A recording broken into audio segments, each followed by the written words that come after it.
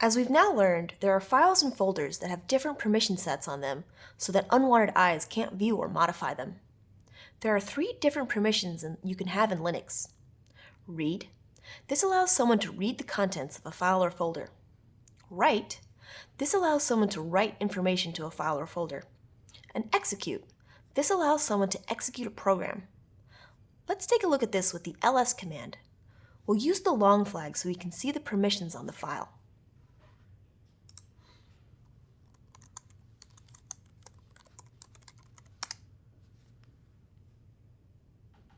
Okay, the first thing we see in this column is -rwx rw-r-.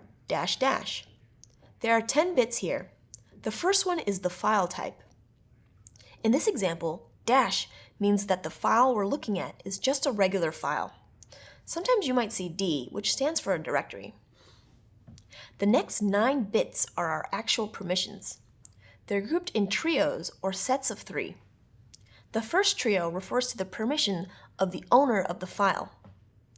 The second trio refers to the permission of the group that this file belongs to.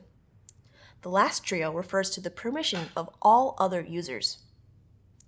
The R stands for readable, W stands for writable, and X stands for executable. Like in binary, if a bit is set, then we say that it's enabled.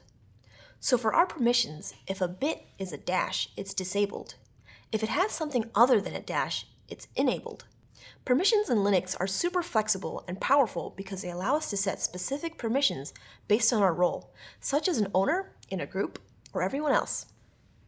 Let's take a look at this in detail. The first set of permissions, RWX, refers to the permission of the user who owns that file. In this case, it's Cindy, who you can see in the owner field of ls-l.